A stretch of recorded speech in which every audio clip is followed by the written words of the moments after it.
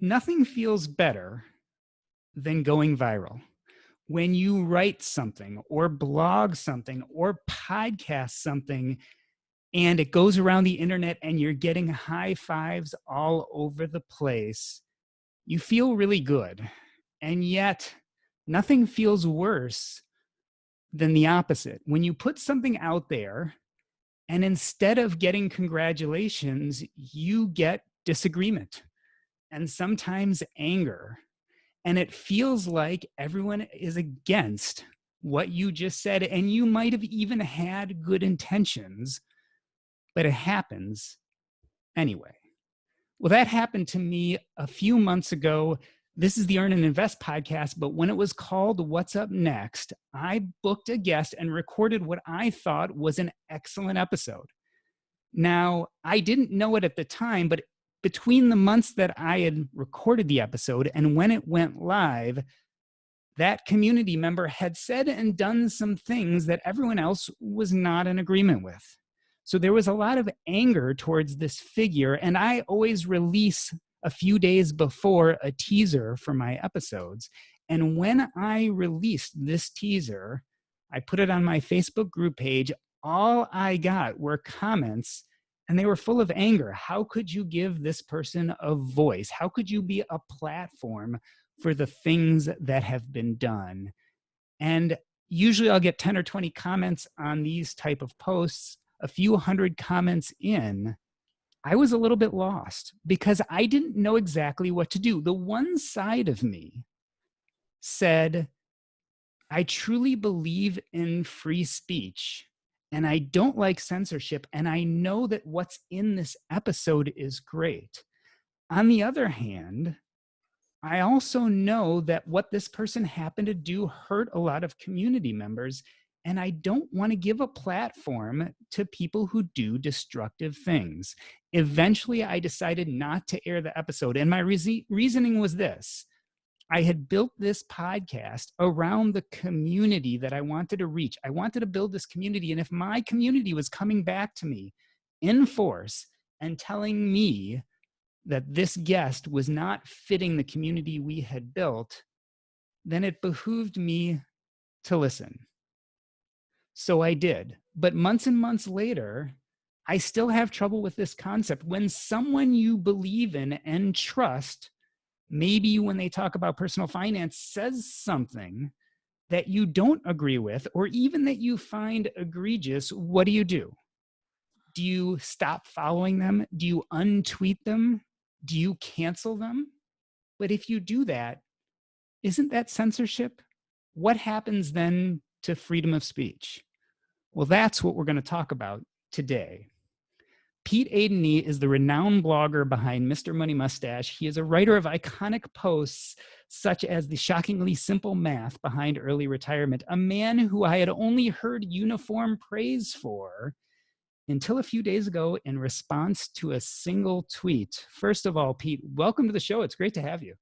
Thank you. Nice to meet you in video form for the first time, even though we've met in real life in the past.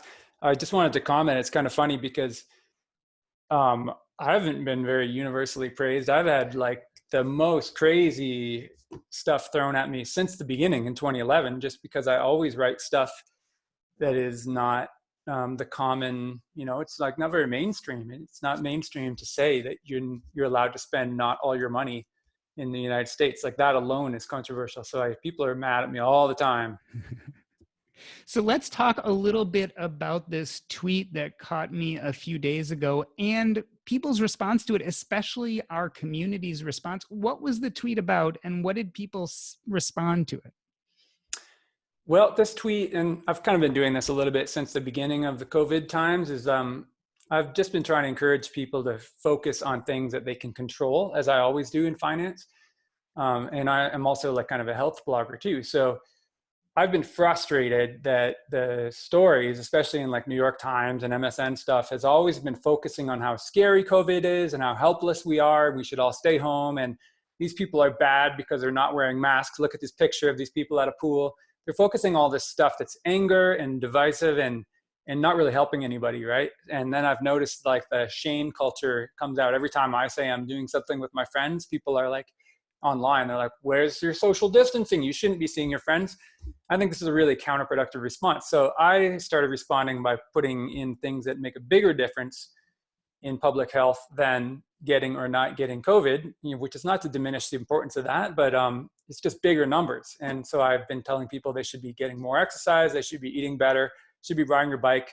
It saves, like, if everybody did this more, we'd save a lot of lives. And even just on a personal level, if you start to improve your personal health and then later you catch the virus or any virus, you're going to have a lot better outcome, So I just focus on that stuff.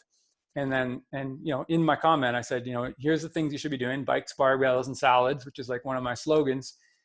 And then I said, so why are we arguing about who's wearing and not wearing masks? Because I don't think that's what should be the dominating news force. Like, we can make a bigger difference if we focus on other stuff. So I thought that was the end of it. I thought people were like, oh, there goes Pete. He's just always talking about barbells, bikes, and salads next.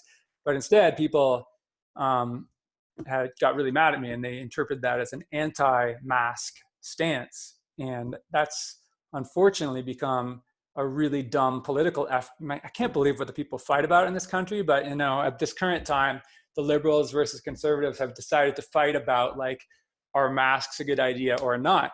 So if you say anything that's not like, wear a mask, then you're suddenly a conservative. So that means you're an enemy of every liberal. And to be honest, it's just such a waste of time, which it was kind of just reinforcing what I was trying to speak out against. But I definitely see, I ruffled some feathers, and I am sorry about it. I did not want to be an anti-mask person and, to get into the politics of it. But I saw from the Twitter responses that that's how it went. So I made some responses to some of those people, like, no, that's not what I'm talking about. But you can't be too picky on Twitter. Like, you try your best, and sometimes it works and sometimes it doesn't. And as you were saying, Jordan, it hurts you when, as a blogger or whatever, producer of content, the people that you're trying to help, that you think of as your people, if they don't understand it and they get angry with you, it can hurt your feelings. But at the same time, all you can do is try your best and not really let the criticism get to you too much. You use it as a question to your heart. But you can't just say, like, I'm going to quit now because some people are mad at me, because otherwise nobody would ever speak up for what they actually care about. There's a lot to dive in your response, but let's start with the easiest and simplest. Just to clear things up, you are not anti-mask. Is that correct? Yeah, that's correct. I think, so I became a data nerd. Like, that's how I respond to stuff. And I didn't know a lot about viruses. So I've been reading, like, all the detailed stuff. So I look at charts and numbers and scientific stuff. And I definitely believe that masks are a quick and easy way to reduce virus transmission, definitely of COVID, but lots of other airborne viruses. And that was cool. That's stuff I didn't know. I learned that back in March when it was first becoming well known. I want to talk a little bit more in a moment about some of the criticisms that came in the response to that tweet. But before I do, did this response surprise you? Did it seem a little bit more aggressive or different than the responses you've got in the past? It surprised me a little bit, because I've made some missteps in these Corona times before, which were misinterpreted as being, like, conservative virus denier kind of stuff. So I try to make stuff more universally well understood and try to be clear about stuff. So a little bit of a surprise, but at the same time, like, it's pretty much 100% of anything I write is going to get criticism. And so I see angry people all the time: Facebook, Twitter, no matter what you do, you're going to get criticized. So I try to learn to not take it personally, and I read things, and then I think, I just look if the criticism, if I can learn something from it. Like, if it's somebody that I respect and who is doing it peacefully and honestly, like, hey, Pete, just so you know, this could be misinterpreted in this way. Or if somebody that, like, if Bill Gates is like, I mean, not like this would happen, but just as I use this as a funny example, like, Pete, I've been reading Mr.Money, Mustache, and you're really doing the opposite of what you think. Like, you're trying to reduce material, natural resource consumption in the rich world, but here's some data that makes me think you're doing the opposite. I'd be like, shit, because that's somebody who really thinks about his actions, and he understands a lot of, big factors in the world. And if I'm counterproductive in Bill Gates' opinion, I would be really taking it seriously, and I would I'd be willing to change my approach or shut the whole blog down if I believed what he was saying. But if someone's just saying like, you're an asshole, like that's not a very good argument. So it's not very convincing. Did you find that the criticism came from a different group of people this time around? It seemed like there were a lot of general personal finance community supporters who were lending voice to some of the criticisms. Did this feel different from that standpoint, that was criticism coming from different people, or not really? I might not have read all of the stuff recently. I looked at Twitter for a while that day, and then I only log in about once a week. So there might be some surprises waiting for me when I get back. But there was one guy, like I think his account name is Freedom33, and he was really nice about it. He was like, I've been following you for a while, and I must say you're disappointing me with your stance here. So that was really good criticism. Like that's the kind that makes me really think. So we wrote back and forth a few times, and then it seemed like he understood my point later, but that's still a really good, that's not how Twitter should work. Like you're trying to make something that people understand the first time. If they have to dig into the comments to understand what the writer meant in the first place, that means I've made a mistake, which means I'm not using Twitter very well, because the only reason I use Twitter, it's not to like entertain myself or get prestige or anything. It's to try to get certain messages across to people in an easy to digest way. So if I put out some message that doesn't do what I hoped it would do, then to me that's a failure, because I'm not helping anybody. Let's talk about some of those specific criticisms. You brought up the fact that you've been getting into data lately. One of the common criticisms I saw was people saying, you know what, Pete, you're getting out of your lane, right? You're in personal finance. Why are you commenting about health? Yeah, what do you say to something like that? I would disagree with that. So my lane is complex systems and numbers, and it always has been since I was a little kid. Like finance is just like the smallest thing that I'm interested in. I just happen to write a blog about it, but I'm just a normal, curious engineer person. So like I build houses and I design structures, and I am interested in music and other subjects. So I really happen to be interested in statistics, right? Statistics are really my jam since I was a little kid. And to me, COVID is really a pure statistics problem. Like it's all about multiplying factors and then how dangerous is the disease compared to other known risks.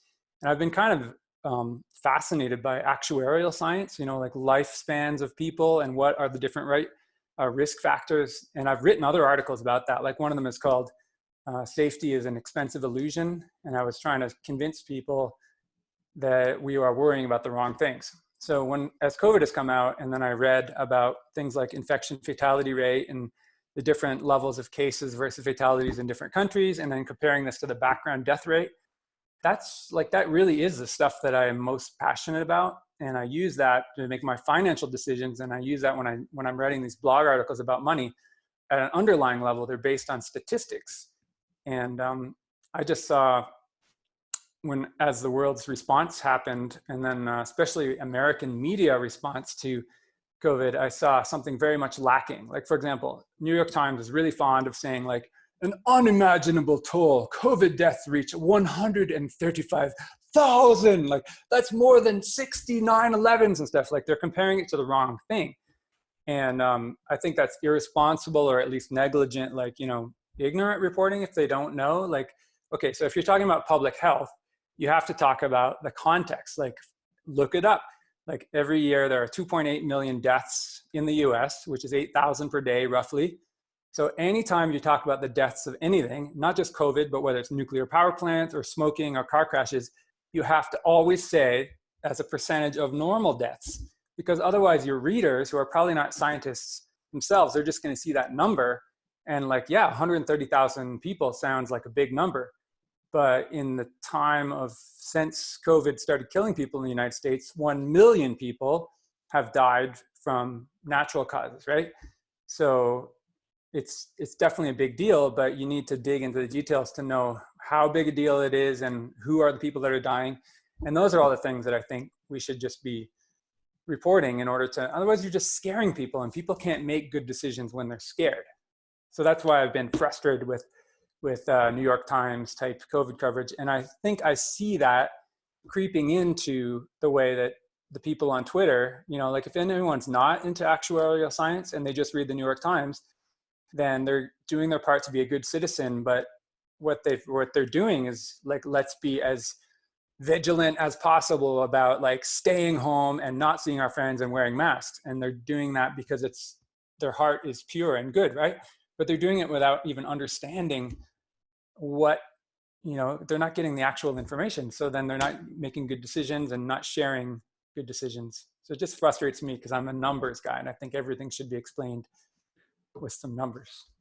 It's interesting that you say that, and I can almost see why that could be off-putting, because statistics are one side of the story, and a lot of people come at this problem much more from a behavioral, even somewhat emotional side. So they may say, for instance, yes, statistically, heart disease is something that causes more deaths, but there are billions of dollars spent on heart disease and meds, and heart diseases are things that happen that you can't control if heart disease happens in someone else. On the other hand, COVID is an infectious disease that we can spread from person to person. Your own personal behavior can have a great effect on our community well-being. Yeah. And so sometimes when they see that sole mathematical look, they have trouble connecting to it. Yeah, you're right. And that's really my failing is I think about stuff all in terms of math and probability fields. Like, for example, if you're going to drive a car, you are definitely harming everybody else in the world from pollution. And then you're definitely harming everybody in your town from the chance of like either scaring them or making noise that disturbs them or crashing into them, you know, but it's not very likely. So we choose to make that driving decision periodically when our own needs are worth basically being an asshole to everybody else. A small amount of asshole, right? Because it's a small probability. And that's how it is with viruses too. Like, so then you move on to the flu. Every time you, like for every season, you always may be carrying an infectious disease, like most likely a flu type virus. And you can always spread that to people.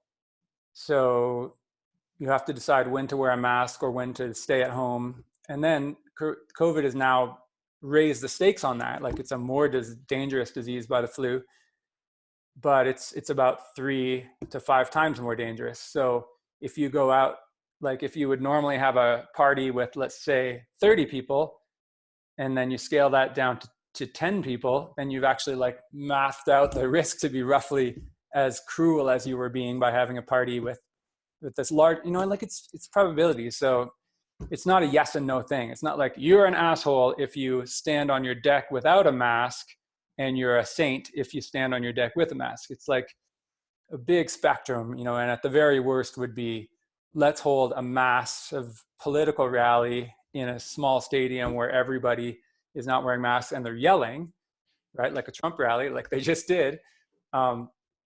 That would be a much bigger spreading event than you choosing to have your best friends over for a backyard barbecue. But people were treating these things as if they're all the same, which they're not. So I don't know. I think one of the main reasons it's become emotional, because like you're saying, there's tons of shades of gray. Yeah. But one easy way to differentiate is people can do the kind of yes or no, 1 or 0 based on whether you wear a mask. Yeah. So if you're looking to stereotype a large population, it's very easy to say people who don't wear masks are in the wrong and people who do wear masks are in the right.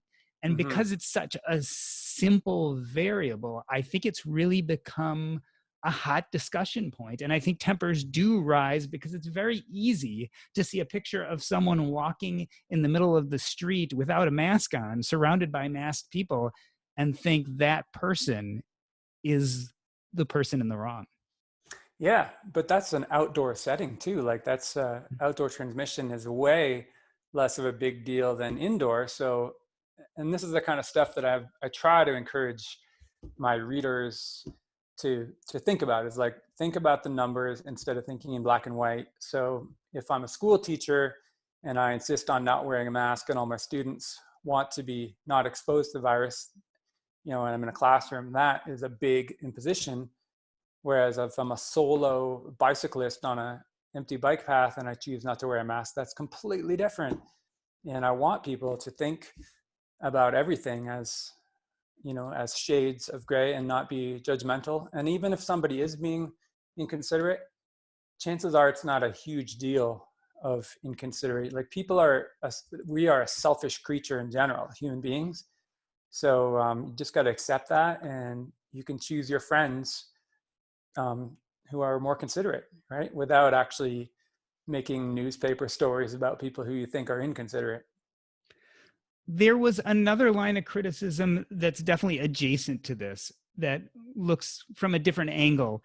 And it's this idea of ableism. I saw this brought up, or even privilege. So, this idea of ableism is that it's easy for a healthy middle aged male to say, bike, eat healthy, take care of yourself, lift barbells, but that's really not possible for everybody. There's tons of people who are disabled from the, you know, physically able standpoint, and then there are tons of people who financially can't afford bikes or can't afford barbells or Well, live that in part a is silly because bikes are yeah. cheaper than cars, and most people drive cars. So, But there is the argument that there are financial circumstances which make some of that more difficult, or yeah. even eating healthy, right? If you grew up in a poor neighborhood that's a food desert and there's not a lot of fresh fruits and vegetables available, these are things that, you know, we have some privileges in life. What do you think about that criticism? I mean, is it a valid criticism to say that maybe that text or that tweet was a little bit insensitive because it didn't take into consideration people who didn't have the abilities that you or I have on a Mm-hmm. regular daily basis? Yeah. So, in a way, yes, it's insensitive.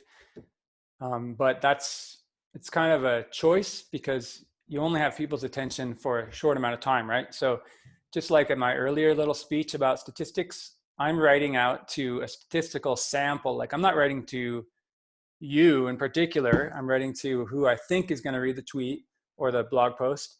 And most people are able-bodied enough to have choices about transportation, and most of my audience is, to be honest, like fairly high income, well employed. It's like tech workers. A lot of tech workers read the blog, a lot of teachers, doctors, attorneys and stuff, and then also lots of other types of people. So with this limited amount of people's attention I have, like I'm just trying to send out a message that will create the most behavior change that I can, and focus on one thing. So my thing is reduce the natural resource consumption of the world in the fastest way I can. And to me, I think that's rich people. So I target the economic behaviors of wealthy people, and I choose to, like, there's other stuff, you know, there's like racial unfairness and there's like income inequality, which is sort of the stuff you mentioned. Those are separate problems, and I acknowledge that they're real, but they're not my area of specialty. So I don't want to dilute my main message, which is, hey, rich people, spend less, with like, okay, but also if you're mobility impaired, you should do this. And then if you can't afford a bike, you could do this other thing. Like those are valuable messages too. But like, A, those are things I'm not very skilled in understanding. And B, I think my time would be less well used addressing the niche cases because the big piece of pie is so big already. And I'm just one guy. So I'm trying to do like a big project with very limited resources. So I'm just trying to focus on it. In other words, you are speaking to your avatar. So for you, your crowd, the people who you generally interact with your blog, who are consuming your content, this tweet made a lot of sense for them. Well, I mean, maybe not that tweet, hopefully, but in general, like the stuff that I write, like 500 blog articles and all these tweets and stuff, that's the general purpose. So like, I'm trying to be pragmatic. And in a way that can, if you're thinking of me as like talking to you personally, and you're not the person I actually wrote it for, the type of person, then it'll seem insensitive. And of course, that'll make you think, you know, if you don't understand how the internet works or what I'm trying to do, it'll seem like I'm an asshole, right? Like, how dare he talk to me when I'm in a wheelchair and he's talking about biking? Like, he's an asshole. But it's not that at all. Like, I am not trying to ability shame or any other type of shame people. I'm just trying to create change in a large demographic of people that happen to be interested in my message. So for me, tech workers, and people who think somewhat analytically and people who have reasonably high incomes, they find the strategies, like some of the stuff they find it useful, so they follow it.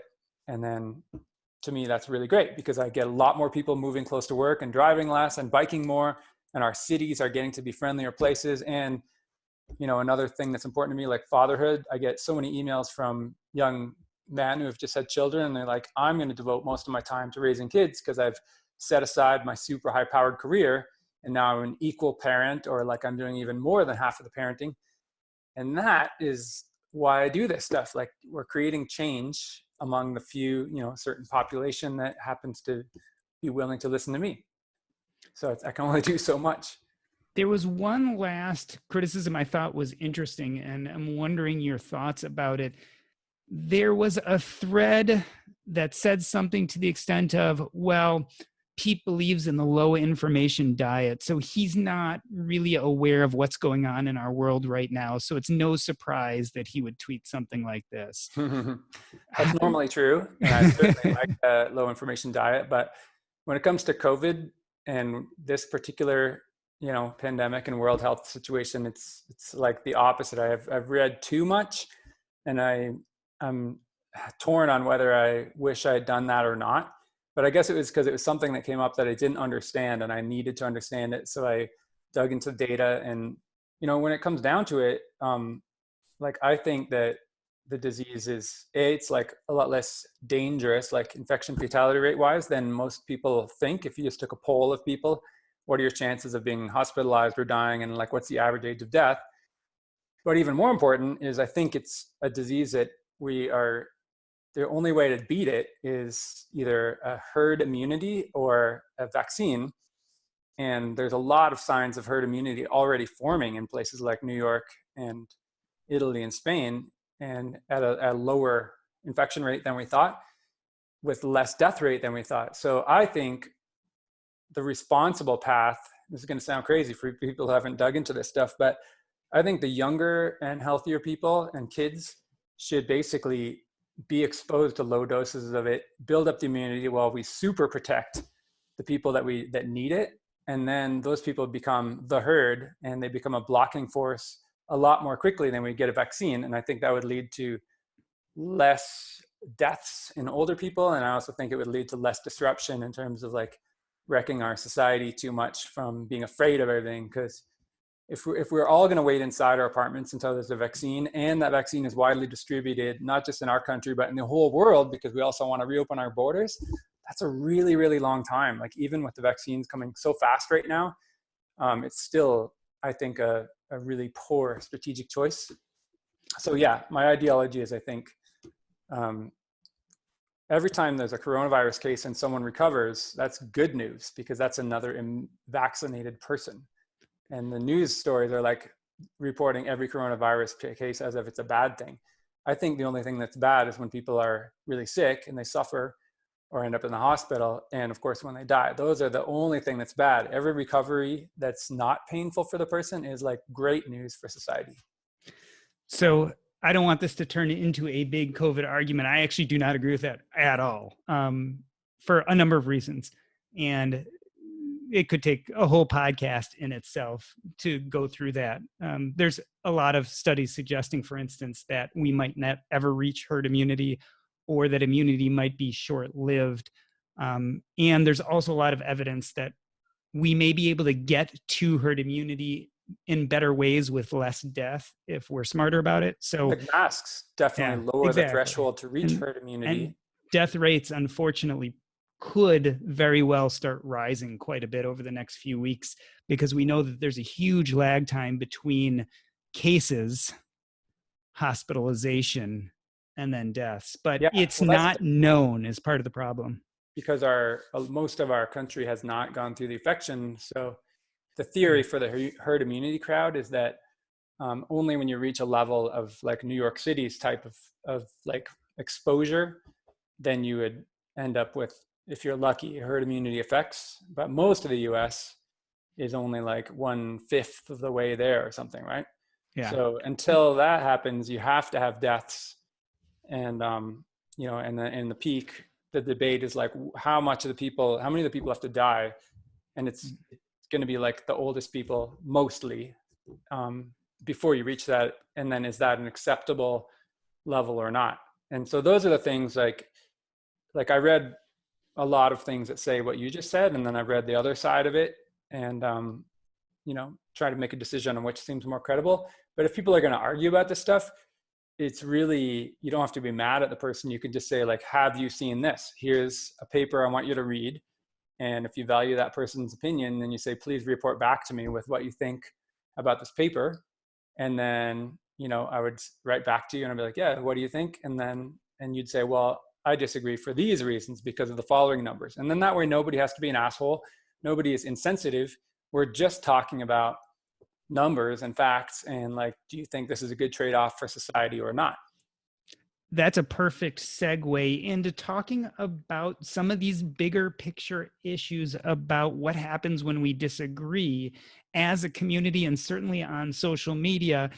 I've heard lots of opinions on your tweet. And if I was to roughly and very generically break them into two groups, one group is unhappy and feels that it was insensitive and is unhappy you put it out there. The other group may or may not agree with you, but what they're really worried about is this idea that people will use that tweet to either try to cancel you or censor you, or that in general in our community, we're taking these little bits of information from the internet and using it to cancel people out and censor them. Do you worry about these things when you put something out there? Like, does it feel like our community has changed and it's a little bit more aggressive and threatening for us to put out our opinions? Well, I've seen that a little bit, especially on Twitter, it happens.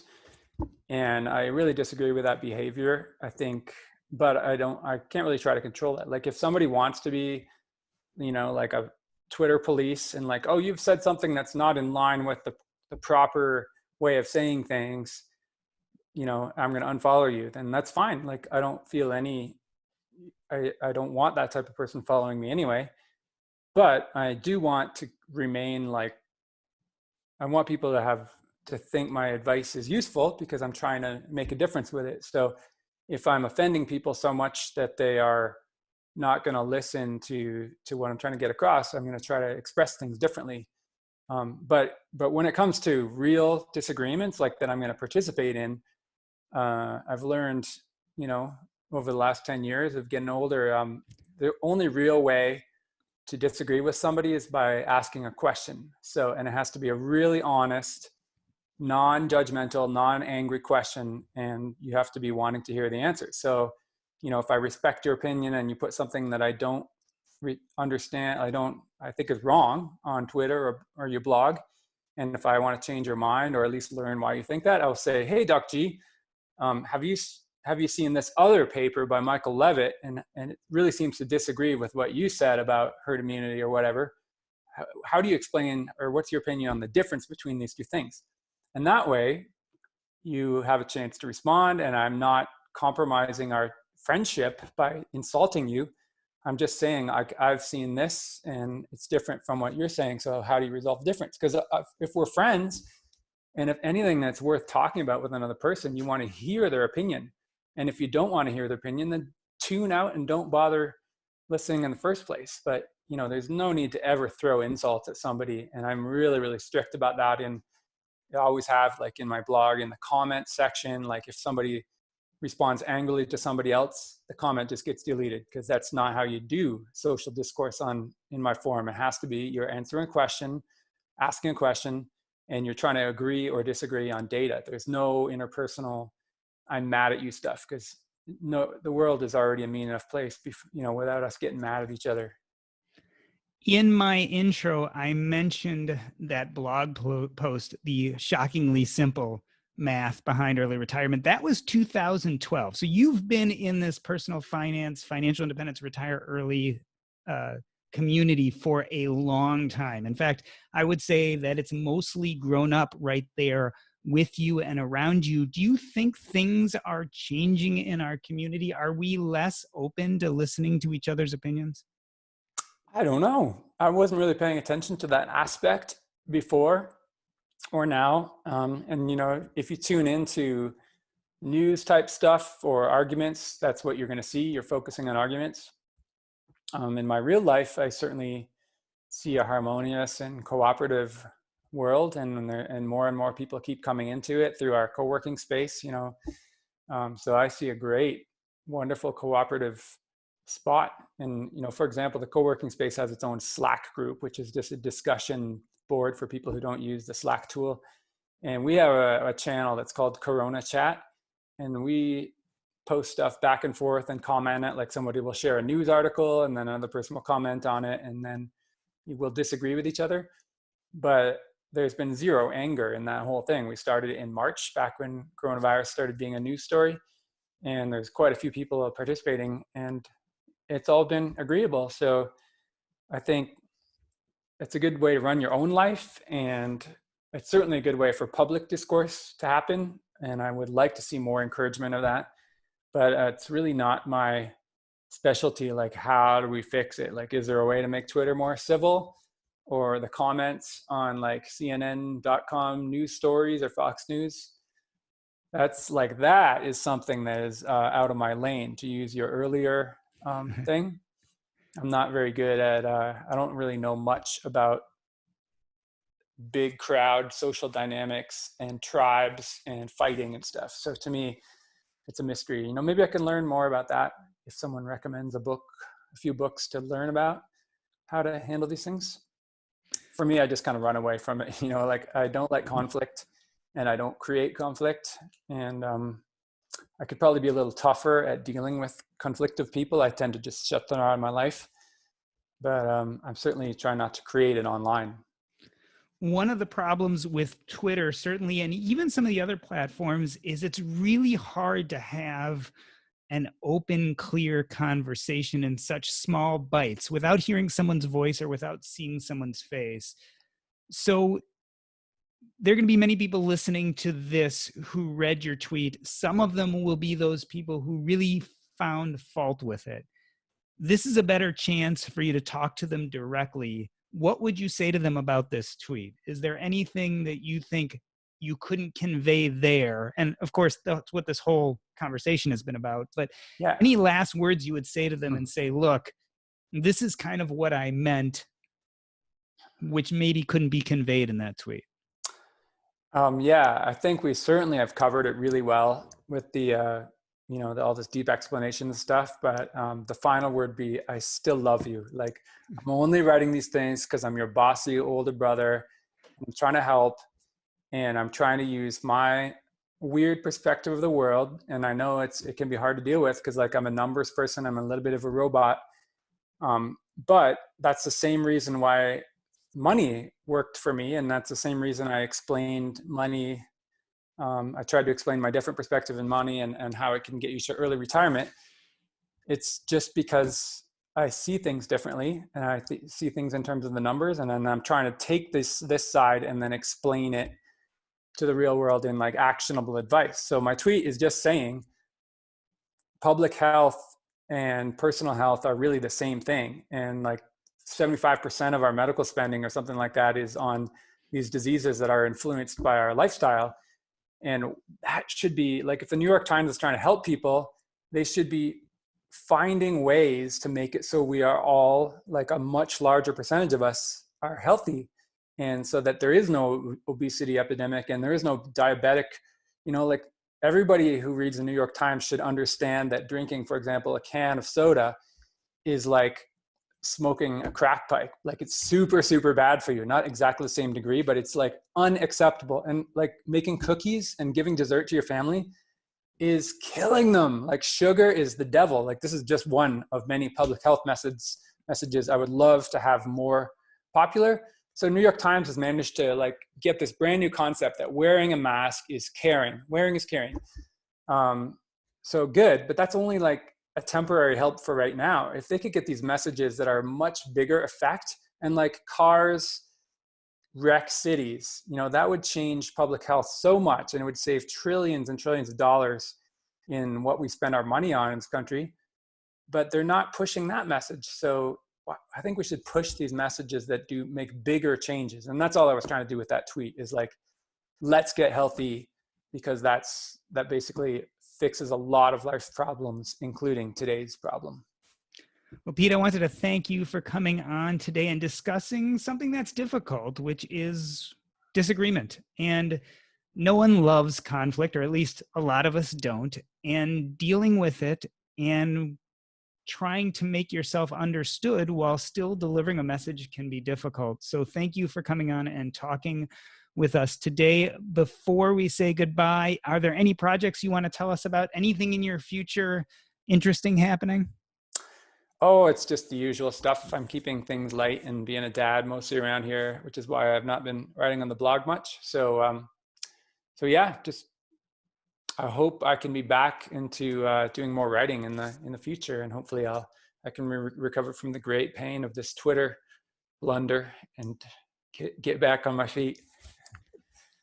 This has been the Earn and Invest podcast. On behalf of myself, Doc G, I wanted to thank Pete Adeney. That's a wrap. All right, cool. 3, 2, 1. Go ahead. Hey, this is Pete Adeney, also known as Mr. Money Mustache, and you're listening to the Earn and Invest podcast.